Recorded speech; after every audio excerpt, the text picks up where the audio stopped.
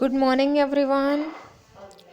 So, today I'm going to start the next question, and this is your last practice set of chapter flotation.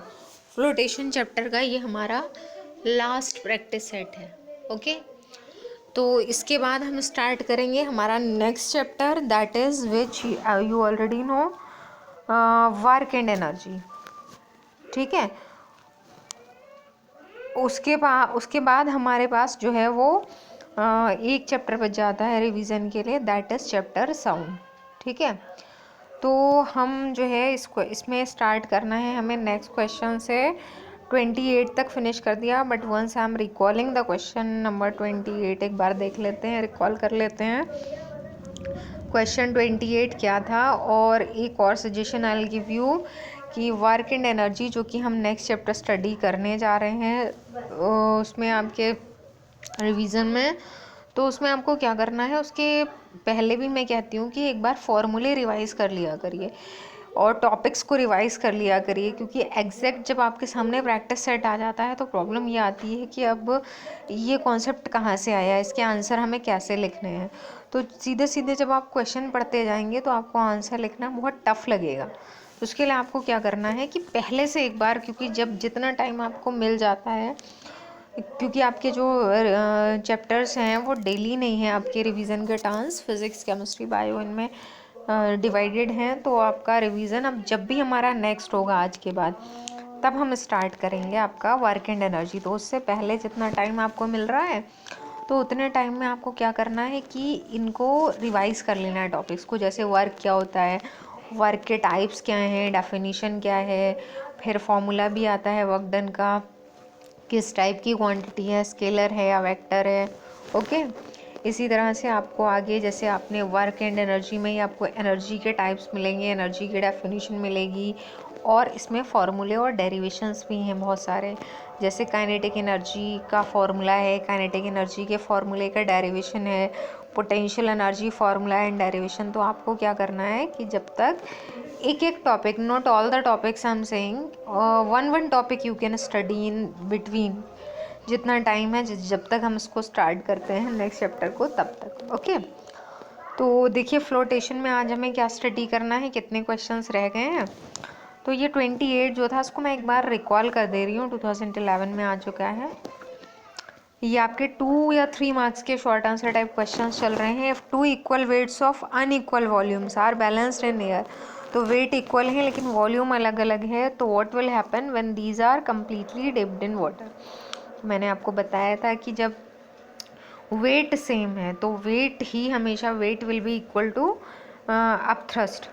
तो जितना wait है उतना ही up thrust लगेगा. तो इसमें क्या होगा कि इन पर इक्वल अप थ्रस्ट दोनों पर एक्ट करता है. आपको क्या देखना है, ये देखना है कि वेट कितना है. तो जितना वेट होगा उसके अकॉर्डिंग अप थ्रस्ट एक्ट करेगा. तो अप थ्रस्ट जो है वो दोनों पर सेम एक्ट करेगा. ओके, फिर आते हैं क्वेश्चन नंबर 29 पर. ये थोड़ा सा आपका न्यूमेरिकल टाइप क्वेश्चन है. लिखा है an object of mass 500 gram. Object का मास कितना है, 500 ग्राम है. Is immersed into a measuring jar containing water. तो ये जो ऑब्जेक्ट है 500 ग्राम का, इसको किसमें इमर्स कराया गया है, एक जार जिसमें वाटर रखा है. The initial level of water in the measuring jar is 50 cc. देखिए सीसी का मतलब यहाँ क्या है, सीसी का मतलब है यहाँ सेंटीमीटर क्यूब, और ये सेंटीमीटर क्यूब क्या चीज़ है, ये है वॉल्यूम. ठीक है, तो सीसी मीन्स वॉल्यूम. तो यहाँ वॉल्यूम दे रखा है 50 सेंटीमीटर क्यूब. तो आपको पता है कि वॉल्यूम आप जिसमें मेज़र करते हैं वो मीटर क्यूब होता है, लेकिन एसआई में ना तो यहाँ मास दे रखा है ना ही वॉल्यूम, तो इसको सीजीएस सिस्टम में ही रहने देते हैं. ये सेंटीमीटर क्यूब है, वो ग्राम था. अब आगे का है कि due to the immersion of the object the water level in the measuring jar reaches to 100 centimetre cube. अब आपको पता है कि जैसे ही इसमें ब्लॉक अंदर जाएगा तो वाटर लेवल राइज करने लगेगा, ऊपर की तरफ आएगा. तो वो पहले 50 सेंटीमीटर क्यूब था, अब हो जाता है 100 centimetre cube. Calculate the mass of the water displaced due to the immersion of the object. तो जब ऑब्जेक्ट को उसमें इमर्स किया तो ऑब्जेक्ट ने अपने प्लेस से कितना वाटर हटाया, कितना वाटर डिस्प्लेस किया. ठीक है, तो ये जो क्वेश्चन है इस टाइप के बहुत कम आते हैं, रेयरली ही पूछे जाते हैं ऐसे वाले न्यूमेरिकल, लेकिन फिर भी यहाँ आया है। I am telling to you कि इसमें आप क्या करेंगे, तो हमेशा याद रखिएगा कि वॉल्यूम ऑफ डिस्प्लेस्ड वाटर, जितना ऑब्जेक्ट ने डिस्प्लेस किया अपने पाथ से वाटर को हटाया, that will be equal to the volume of the object. उतना ही ऑब्जेक्ट का वॉल्यूम होता है, जितना ऑब्जेक्ट का वॉल्यूम है उतना ही वो अपने पाथ से वाटर को डिस्प्लेस करेगा। तो आपको यहाँ फाइंड भी क्या करना है, mass of the water displace due to immersion. तो जो आपको फाइंड करना है उसके लिए आप फॉर्मूला लिखेंगे कि here the mass of the water displaced by the object is equal to, तो मास या वॉल्यूम एक ही बात है, तो आप लिख दीजिएगा volume of the water displaced by the object is equal to volume of the object. ठीक है, तो ये दो वर्ड सेंटेंसेस समझ में आ रहे होंगे। एक बार और रिपीट कर दूं मैं, volume of the water displaced is equal to volume of the object, इतना लिखना है। ठीक है, अब वॉल्यूम ऑफ द ऑब्जेक्ट, तो वॉल्यूम का फॉर्मूला क्या होता है, तो आपको पता है कि वॉल्यूम ऑफ द ऑब्जेक्ट यहाँ ऑलरेडी दे ही रखा है, डायरेक्ट दे रखा है। तो वॉल्यूम यहाँ क्या दे रखा है, यहाँ पर जो ऑब्जेक्ट का वॉल्यूम है, initial level of water in measuring jar. तो देखिए ऑब्जेक्ट का वॉल्यूम आप फाइंड कैसे करेंगे, अब वॉल्यूम के लिए एक रिलेशन होता है। सो हियर जब आपको यहाँ पर volume of the object find करना है, तो देखिए ये लिखा है कि बाद में वॉल्यूम इतना राइज कर जाता है, पहले वाटर का वॉल्यूम इतना था, तो यानी कि ऑब्जेक्ट का कितना होगा, तो 100 जितना बाद में राइज कर गया माइनस जितना पहले था। अगर माइनस करेंगे तो क्या आंसर आया आपके पास 50। तो ऑब्जेक्ट का वॉल्यूम कितना है, 50 सेंटीमीटर क्यूब। ठीक है, अब आपको क्या फाइंड करना है, मास ऑफ वाटर। तो यहाँ पर आपको वॉल्यूम या मास, वैसे तो ये वाला जो आंसर है आपका, दिस इज ऑल्सो एक्सेप्टेबल, लेकिन अगर आपको मास फाइंड करना है तो देखिए एक फॉर्मूला होता है, वो फॉर्मूला है density is equal to mass upon volume. अगर मास फाइंड करना है तो क्या हो जाएगा, डेंसिटी इंटू वॉल्यूम। तो यहाँ पर वॉल्यूम कितना आ गया, वॉल्यूम का आंसर 50, लेकिन डेंसिटी ऑफ वाटर यहाँ गिवन नहीं है, तो डेंसिटी ऑफ वाटर आपको थोड़ा सा याद रखना पड़ेगा। गिवन होता है तो अच्छी बात है, अगर नहीं गिवन है तो वाटर की जो डेंसिटी होती है वो हमेशा होती है 1000 किलोग्राम पर मीटर क्यूब होती है। अगर आपको ग्राम में लगाना है तो इसमें 10 की पावर 3 से और आपको क्या करना पड़ेगा, मल्टीप्लाई। ठीक है, तो 10 की पावर 3 से मल्टीप्लाई किया तो ये आपका कंप्लीट आंसर होगा 1000 इंटू 10 की पावर 3 इंटू 50। ठीक है, ये हो जाएगा मास, इतने किलोग्राम, इतना मास होगा। तो वैसे थोड़ा सा आपको लग रहा होगा कॉम्प्लिकेटेड क्वेश्चन है, तो ऐसा क्वेश्चन आता भी बहुत कम है एग्ज़ाम में, 9th स्टैंडर्ड में तो बहुत कम ही आया है ऐसा क्वेश्चन। तो इस क्वेश्चन की प्रैक्टिस आप कर लीजिएगा, बट इस टाइप के और ज़्यादा क्वेश्चंस आपको नहीं करने हैं। ओके, तो देखिए नेक्स्ट पे मैं आती हूँ 30। If a body is compressed to half its previous volume, अगर बॉडी कंप्रेस हो जाती है मतलब उसका वॉल्यूम पहले वाले वॉल्यूम का क्या हो गया, हाफ, आधा हो गया पहले वॉल्यूम का, तो what will be the effect on its density and why. तो इसकी डेंसिटी पर क्या इफेक्ट पड़ेगा, तो जैसा मैंने अभी आपको बताया रिलेशन ये होता है, density is equal to mass upon volume. तो बॉडी का जब वॉल्यूम अपने प्रीवियस वॉल्यूम का आधा हो गया तो ऑब्वियसली उसका मास भी कम हुआ होगा, जिस अमाउंट में वॉल्यूम कम हुआ उसी अमाउंट में मास भी कम हो गया, तो बॉडी की जो डेंसिटी होती है वो कांस्टेंट रहेगी। ठीक है, तो याद रखना है आपको, वॉल्यूम अगर कम हुआ तो इसका मतलब मास ऑब्वियसली कम होगा, क्योंकि पार्टिकल्स उसमें से क्या हो रहे हैं, कम।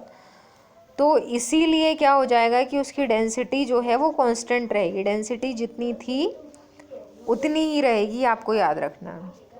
और रीज़न में आप ये बता सकते हैं कि जिस अमाउंट में वॉल्यूम कम हुआ उसी अमाउंट में मास कम होगा, रेशियो बैलेंस हो जाएगा।